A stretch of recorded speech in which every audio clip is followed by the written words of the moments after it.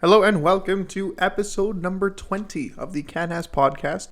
As per usual, I'm Victor and we are here with Celso. Hello.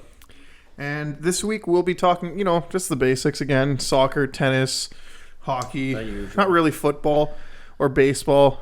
We'll talk maybe a little bit about baseball because there's some developments in there.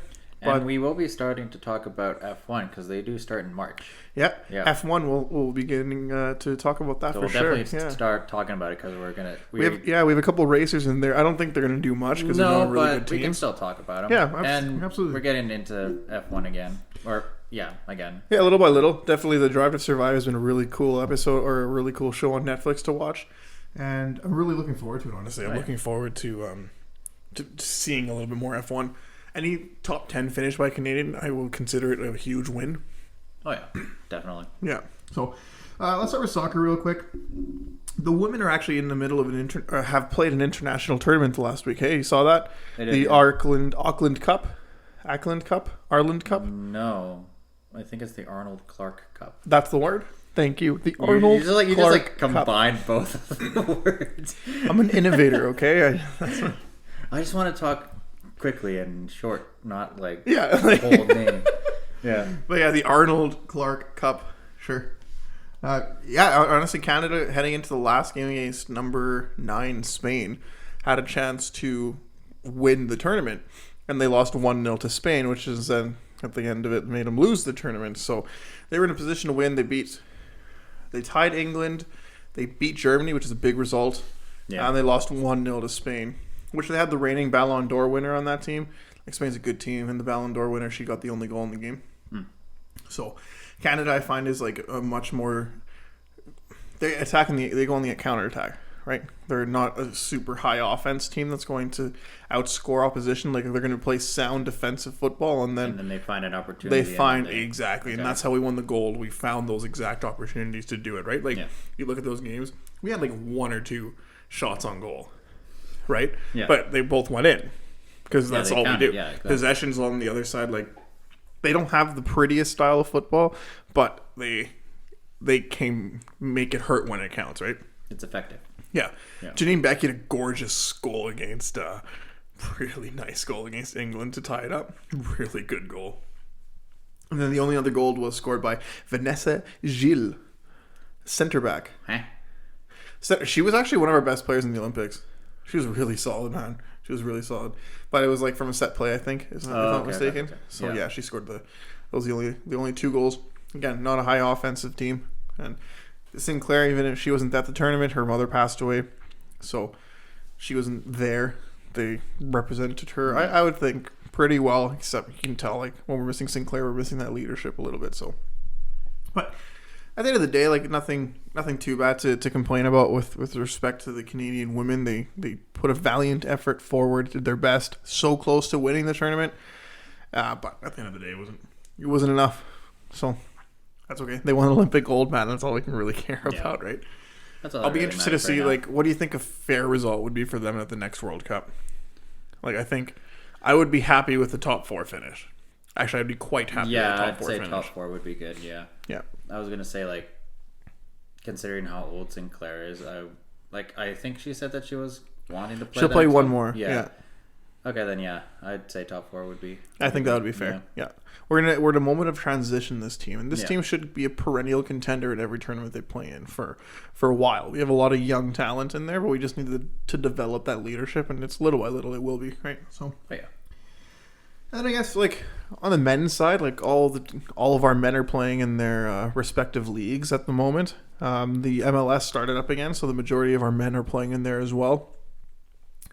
CF Montreal was supposed to start their campaign this weekend, I think, but their stadium caved in because of freezing rain or whatever. Oh, damn! And the game got canceled, something like that. Crap. Yeah, I don't know if it full caved in or anything, but all I know is that it was damaged. It was damaged, and that was just brutal.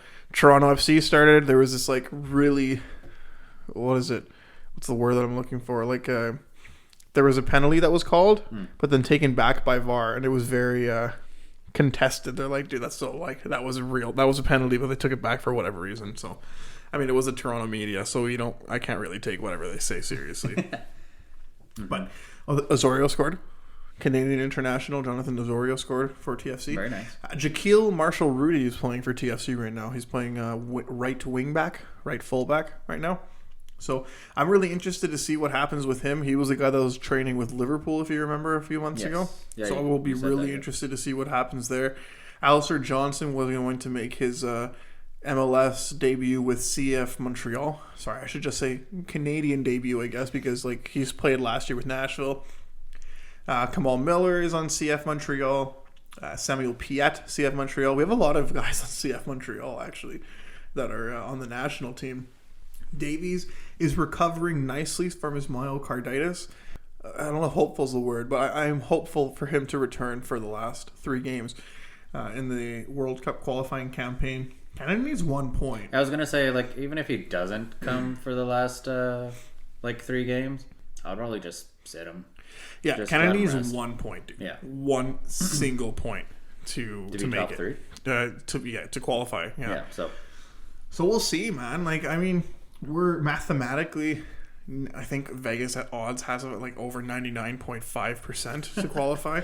It will take a monumental collapse for us to not qualify. Let's just put it that way. And yeah, my prediction of Canada making it past into the quarterfinals of the World Cup is looking not likely, but it's plausible still. Plausible, yeah. But I do think we're going to be in the Group 4 because not enough of the top teams are going to be out. Pot 4, yeah. That's what I said. Group. You said group. Group, pot, whatever. The grouping of 4. Yeah. The 4th grouping. Yeah, I definitely feel that we're going to be in pot 4. It's just, we need to win every single game. We need others to lose some games, and it's just going to be too difficult, I think. No, but like the whole, like, qualifying, especially, like, the last, like, couple of years, like, we definitely improved our standing, 100%. Our ranking. And, like, no matter how well we play in the World Cup, we're going to definitely shoot up the rankings no matter what. And then the next couple of years of like international play will definitely be, like, I would say top 20 by like the next World Cup, maybe. That very well could be, because Peru shot up the rankings after they qualified for the World Cup, being there, yeah. Teams shoot up rankings when they after the World Cup appearance, just because you get a lot more points in the World Cup. As long as Canada has some favorable results in the World Cup and like they don't get demolished every single game and lose by a crazy amount, it should be fun. Yeah, we should honestly be good. Oh yeah, that should be a definite shoot up the ranking. I think top 20 is realistic. I think they could actually do it after the World Cup. I think in 2023 to start the calendar year. Like how we're playing right now, I could probably see us definitely top 20 after World Cup. It's only 13 spots we got to go up. If you think about it, it's not. If you make it to the quarterfinals, then that's pretty much automatic. It's like, okay, yeah, they might even be top 15. They could, depending on how they do in the World Cup. If they qualify, I'm knocking on wood. I'm very superstitious, but depending on if they qualify or not, and if my prediction of them going to the quarterfinals is true, then yeah, that's a top 15 team, no question. Like already, and everyone is saying like the men's national team is the best, like one of the best soccer stories in a very long time.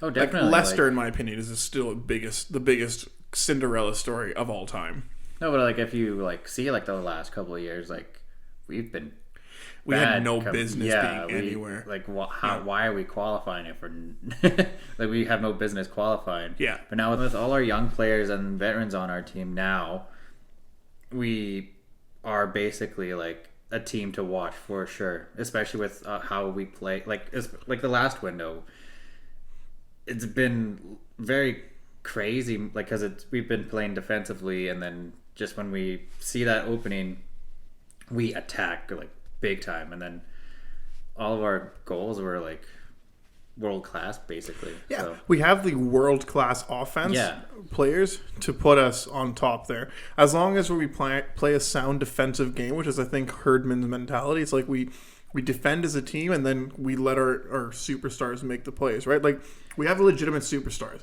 Alphonso Davies and Jonathan David at the end of this year will be both on the long list of Ballon d'Or winners. No question. No question, yeah. None.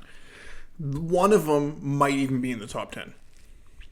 At this moment, I think it's more likely Jonathan David than Alphonso Davies, just because Alphonso Davies hasn't played for a while because of myocarditis. Yeah. But there's a lot of football still to be played, right? But I do believe both of them will be in like the long list of like the 25 players that are nominated for the Ballon d'Or. Canada's Cinderella story of potentially qualifying for this World Cup will not go unnoticed. Oh, no, definitely Herdman not. will be nominated and has to be nominated for Coach of the Year.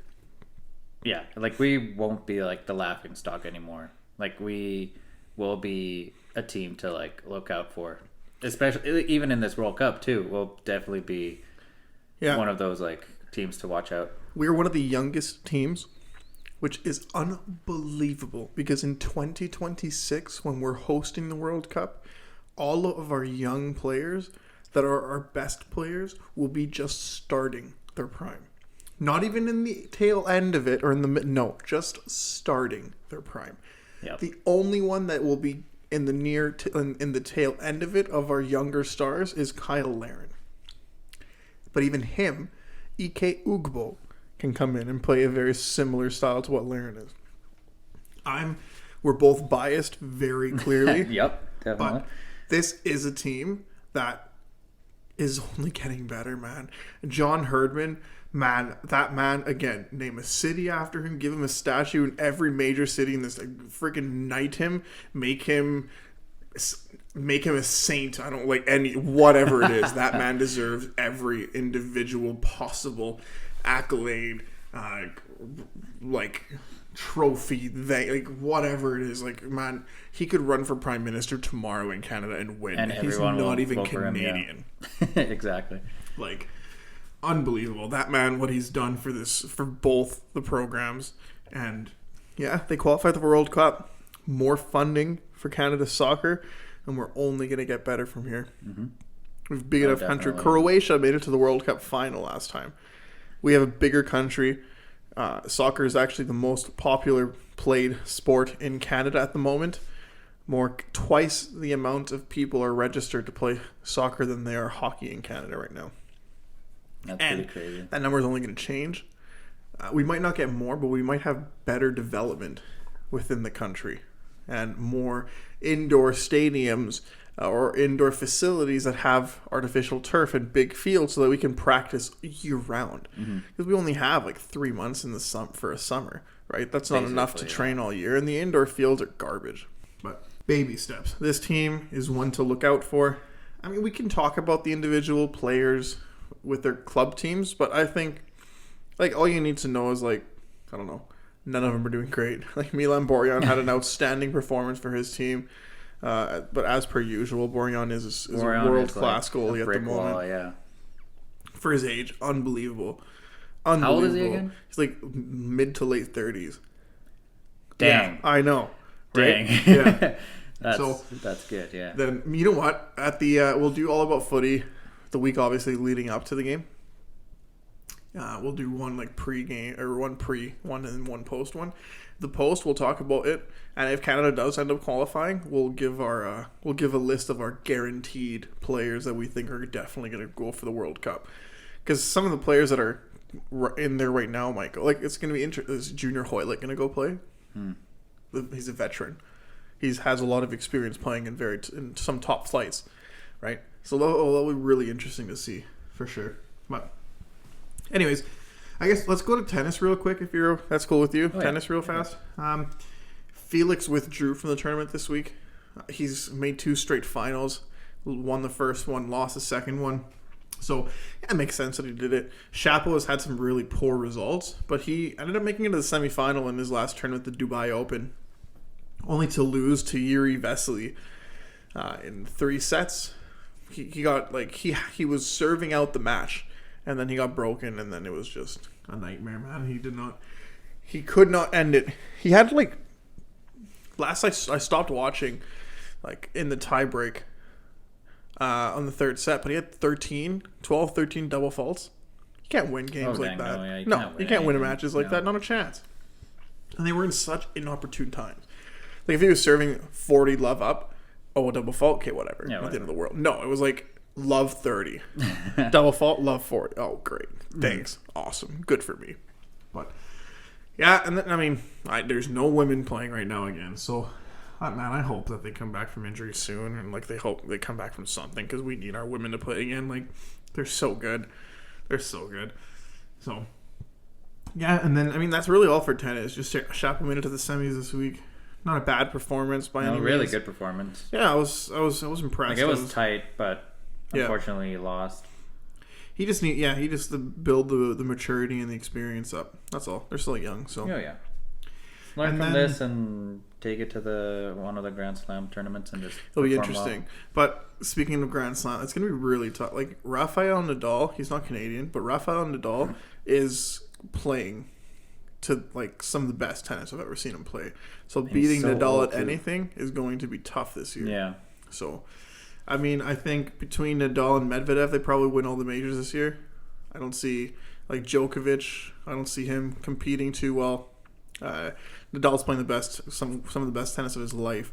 Medvedev is an unreal player. Rublev, Tsitsipas, Zverev, and I think you can start sneaking in Felix a little bit in there. I don't think he's at the top 5 level quite yet.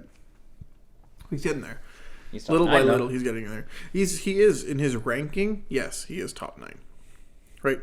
And not to take anything away from him, but I do think like from Felix to Medvedev or to Tsitsipas, it is a step. Yeah, right. He has the talent to get to that, but it's all about really the mentality of it, right? Golf. You were looking at golf earlier. The Honda Classic is on. I don't actually know of any Canadians competing in it, though, to be honest with you. I don't think. Is like Connors or Hadwin competing? I'm not entirely sure. Let's quickly check. Yeah. Well, once you check, I mean, there's the Masters is the next tournament, I think, for the majors. Yeah. And looking at like our best chances to win, I still do feel it is. I really feel that it's going to be either Connors or Hadwin. Hadwin could be a very good, a big contender. So in the PGA National Resort and Spa Honda Classic, we have a Canadian that is currently tied for 6th. He is 1 stroke back of 2nd, but Daniel Berger is 5 strokes up in 1st place at 11 under par. Adam Svensson, the Canadian, is at -5. That's two tournaments that we've seen in the last month and a half that he's been in the top 5 or 6. Hey, like he competed last time. He had a little bit of a collapse on the way. I'm not gonna sugarcoat it. Yeah, a bit of a collapse in the final round. Didn't do the greatest, but yeah, he's in the top 10 spot right now. The final round is tomorrow. No, I'm saying he had a collapse the last time around, in the final round. Oh, like the last tournament. Yeah. Then Mackenzie Hughes is in there, and then Taylor Pendrith as well. So, yeah, I'm interested to see, man. I'm interested to see. So, it'll be nice. I'll watch it a little bit tomorrow. So by the time this is released, the tournament will be done anyway. So, really quick to basketball. The Raptors got demolished Friday. It wasn't even close against Charlotte. They have like an easier set of opponents. Like they're playing like the 8th, the seed, 9th seed, 10th seed, 10th seed, 11th. They're not doing well. They're playing the Heat tonight at the moment of recording. They're down by the Hawks. They're down by 15 at the time of the second I look. Roughly, so it's done. Game over for them. Yeah. I don't see it happening. If they come back, then good for them. Then you'll eat your shoe. Yep, sure. I don't care. I'll be happy if they come back. But I don't see it happening. So it's gonna happen though. I'm not shocked. I still think, like I said from the beginning, this is a 6th to 8th team. This is no superstars on here. I mean, we're surprised they didn't do anything in the. Nope, not in the deadline. I'm not. I mean, there's not much we can really do. You just got to build, draft well, build up your team, get some depth, and then from there go. That's how they did it with. That's how they got Kawhi Leonard. Right? They didn't have a ton of first overall picks, and the ones we did, we used an Andrea Bargnani. Do you remember him? I do remember him. Yeah. Poor guy, man. Poor guy. But so the upcoming FIBA World Cup. I actually don't know when that is. I think it's next summer. What do you think is a realistic place for Canada to finish? Because we got we got some good players, man. Like RJ Barrett, Gilius Alexander, who else? Like, Corey Joseph's still in the league? I'm not entirely sure. But the kid with Jamal Murray, we got a couple of kids out in Memphis and I think we have one in Orlando, and the Pelicans has one as well. Like, we got a bunch of NHL or NBA players. So I think a realistic. I don't think they'll win it. No, we won't win it, but I think quarterfinals is a realistic. Yeah. I think it should be a realistic expectation to make it to the quarterfinals. Yeah. And more players, more and more kids are picking up the basketball because they saw how good the Raptors were that year. Right? Nick Nurse, unreal, man. That guy's done a lot for Canadian basketball too. Just being the coach of the Raptors and then the coach of the national program and then developing that. Like, good for him, man. Like, he's really brought a love of basketball into this country. Yeah. So, and you were wondering when it starts. It starts on September 21st through October 1st. So. Oh, very nice. End of September. For which one? The FIBA? The FIBA World Cup. Oh, it's this year. Yep. Oh, very nice. Yeah, okay. Quarterfinals, I think, would be a realistic thing. Just as long as all of them play, right? Like, Andrew Wiggins needs to commit. He hasn't the last few years. So. And I guess now, like, with all our young stars, like, getting better, I would see him joining. Yeah. Yeah. Yeah, probably. Andrew Wiggins would be like a veteran on that team. Yeah. Just bring a little leadership. Yeah, exactly.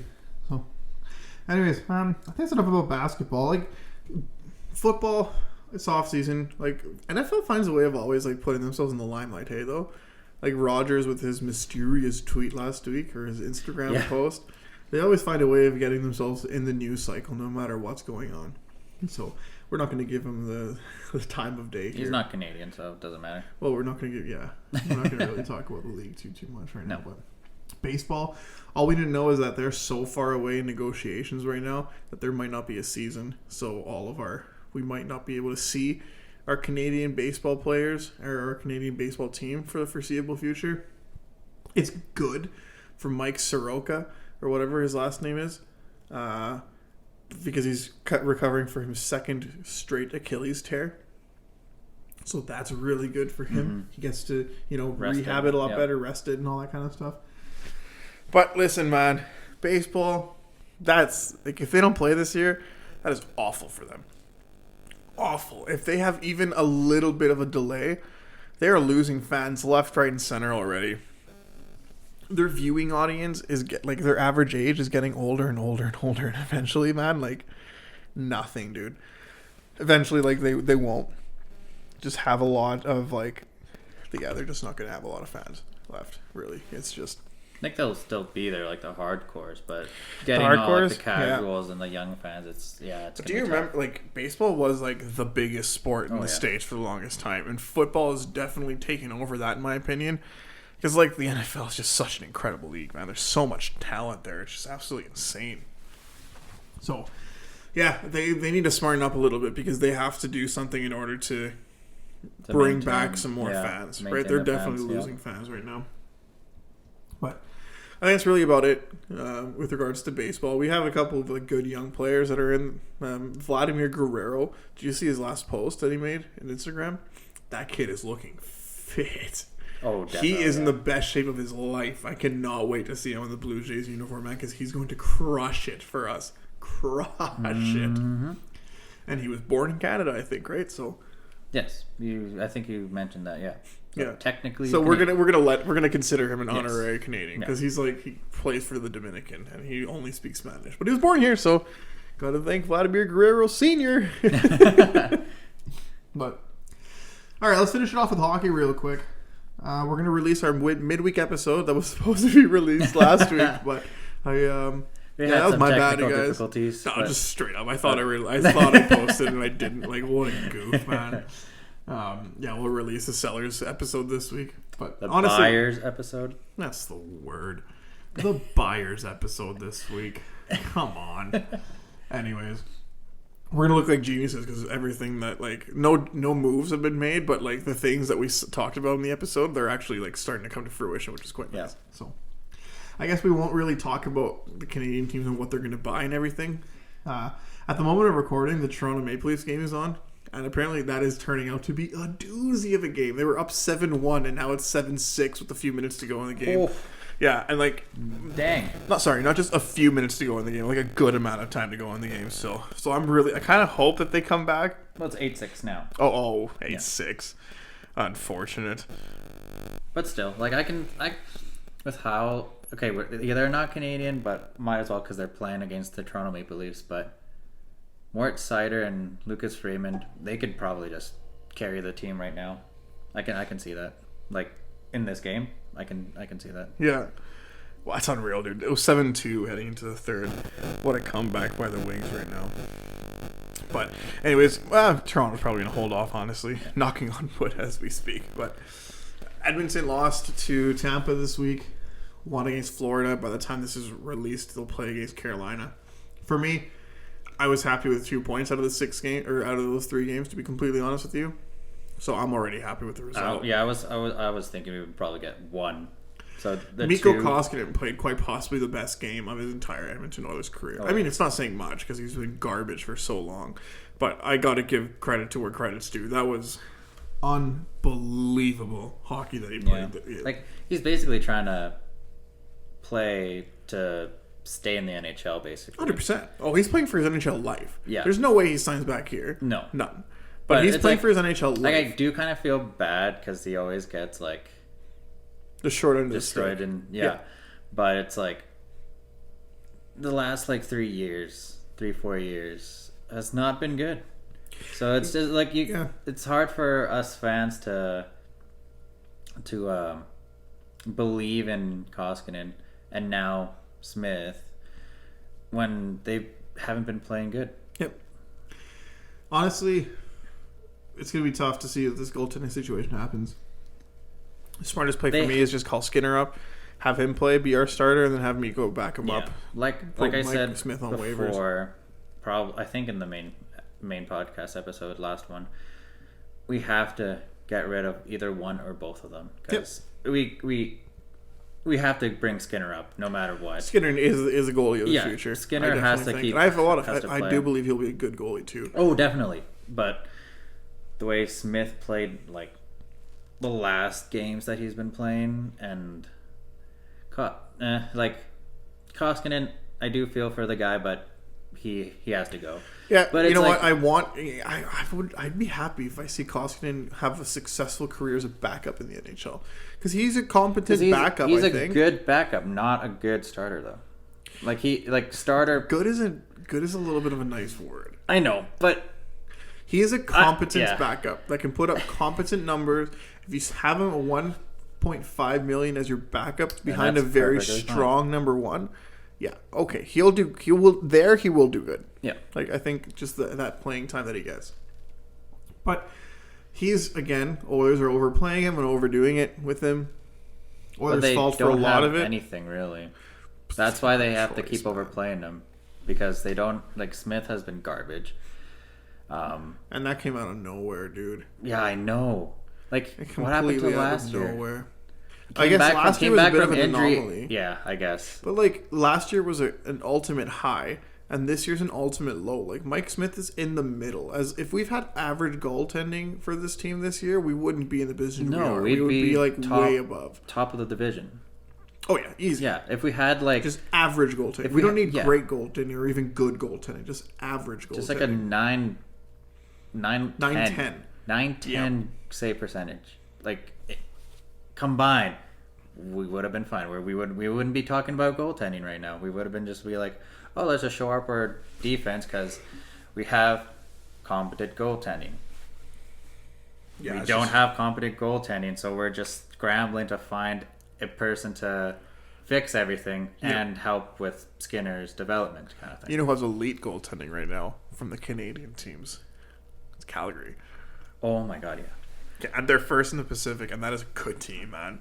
That is a good team. As much as we hate Calgary because we're from Edmonton, they are. Gotta give credit to where credit's due. That's a good team. That's a good team. That is playoff built team. And again, I'm not ready to crown them division winners. They have to show up in the playoffs. Exactly. They haven't in the recent times. Toronto has, we all know their choke story. So, yeah, until they show up, then I don't see it. And it's looking more and more certain of who the Canadian teams are. They're going to be in the playoffs. Definitely Toronto. 99% sure Calgary. I don't think they're going to fall off. They're going to make it. That's what I'm saying, 99% Calgary. Like, I'm 50-50 on the Oilers making the playoffs. They're a good enough team what they have. But I don't know, man. Like, I don't know anymore. Really. They should. Yeah. As much as everyone wants a good defense and a good offense, like, we have to just go for goalies right now because we don't have anyone. I don't disagree with that, but I also don't think that we should, like, the goalies that are on the market right now, don't get a Band-Aid that's not even, like, Martin Jones. Is he actually that much better than Mike Smith? No, but that's what's available right now. Georgiev, he's an upgrade, but he's playing terrible this year, so maybe actually go for him and just sign him to a cheap deal and see how it goes. Like, cheap 2-year deal. Just have 2 young goalies just battling it out next year. Like, even, like, what's his face out in Long Island with the Islanders? Varlamov? That's the one. Varlamov is a veteran. He's not playing very well this year. No. I would go for him, but I wouldn't give up, like, Skinner and prospects for him. Like, definitely not, no. The only goalie that might be available for trade at the moment, there might be 2 that could be available for trade, and that I would give up prospects, not everything. I would give up picks, prospects, a good amount. Is Mackenzie Blackwood out of New Jersey, and John Gibson out of Anaheim. Obviously, that's it. Of the goalies that are available at the moment, right? Like, I wouldn't do it for Talbot. I wouldn't do it. I wouldn't mind Talbot, but we can't give anything. Like, can't give everything to Talbot. But no, is he actually better than? Yes. But that's a better defense. Also true. We had Talbot here. He didn't do very well apart from 1 year. Our defense was horrible. Right, but that's the issue. Right? Like, this is the issue that we're talking about. Like, this is what's happening right now. Anyways, like, at the end of the day, there's very few goalies that I would actually give up for. Because you have to look at who is out of the playoff picture right now that would actually be interested in trading a goalie. The Kraken, they'd probably be interested in giving away one of Drieger or Grubauer, but to what cost? And Drieger had a great year last year, but behind exceptional Florida defense, not only defense unit of 6, but a defensive team and perennial Selke nominee in like the Barkov, Huberdeau's, like they're all perennial Selke nominees. Like, and then you look like Montreal, I wouldn't give up for Price. Buffalo, they don't even have an NHL goaltender. Let's not even kid ourselves. Devils, yeah, I'd give up for Blackwood, 100%. Philadelphia, no shot they're getting rid of Hart. Ottawa, no goalie, none. Islanders, Sorokin, maybe I'd give up some. Ottawa, like, the only goalie that we could probably get, and he's super cheap, so probably wouldn't cost us that much, is probably Forsberg. That's the one. Yeah. And maybe he is a bit of an upgrade to what we have right now, but I wouldn't give up an arm and a leg. Oh, no. Like, I would give up a third and a fifth. Yeah. If that. Yeah. Right? Sorokin, potentially. They're not going to give Sorokin, but they can give Varlamov. Varlamov, yeah, but I would give more for Sorokin. He's obviously a better goalie. Obviously, stupid comment, Victor. Yeah, I get it. But, yeah, I don't think I would give up much for Varlamov, though. Mm-hmm. Detroit doesn't. I mean, yeah, actually, Detroit has their the kid from who did they get last year? Do you remember the trade that they made for their starting goalie? Nedeljkovic. They're not going to give up Nedeljkovic. Probably not, but they have Kosa coming up soon. They'll give up Greiss, not Nedeljkovic. Yeah. And that's it, man. There's not many other goalies that are available. Like, I wouldn't give up much for Reimer. No shot Vancouver ever gets rid of Demko. Like, we got to be realists about this. You know, like, there's not many goalies available on the market. No. So Blackwood, they should try to like obviously, but Holland's not an idiot, man. Like people say he's the stupidest person. Like he's doing everything he can right now. Like just maybe a little too late, like some stuff that he did this year. But fair.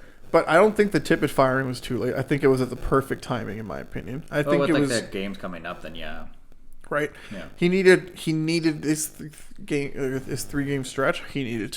They needed a win at least. They needed some points out of this. No shot they get it from Tippett. None. No. Right. We probably would have been on another losing streak with Tippett. And at the beginning of the year, like, I'll take the fault for this too. Like, I'm obviously not the GM and making the decisions, but I'm like, okay, that's a fair gamble. Like, how are you going to expect that, like, months apart, Mike Smith will be this different? He should have been nominated for the Vezina last year, how good of a season he had. Obviously, I didn't think he was going to have another Vezina caliber year, but I thought he was going to at least put 9-10. And with 9-10, that's more than good enough for the Oilers. Oh, yeah. Who could have envisioned that? Just average goaltending. Who could have possibly envisioned that? He upgraded the defense, significantly upgraded the forwards, and it's not even close. Right? You know who's actually impressing me the most right now, in a bad way, is Winnipeg. I had no idea they were going to be this bad. But that defense is so weak, though. They have a strong forward group, and they have Hellebuyck. They have one of the deepest forward groups in the league. And they have Hellebuyck. And one of the best goalies in the league. I don't know how they're doing so poor. Yeah. I mean, Maurice resigning didn't help much, but anyway. It's going to be interesting. Trade deadline coming up in a month. We just have to wait and see what we do, or what I guess everyone does. Yeah. Kind of go from there. I think that's everything for this week then, hey? Yeah. Cool. Thank you, everybody, for listening to CANAS Podcast, episode number 20. Mm-hmm. Tune in later this week, where I promise you I will be releasing the Canadian Buyers episode. So thank you very much, and we'll see you later on this week.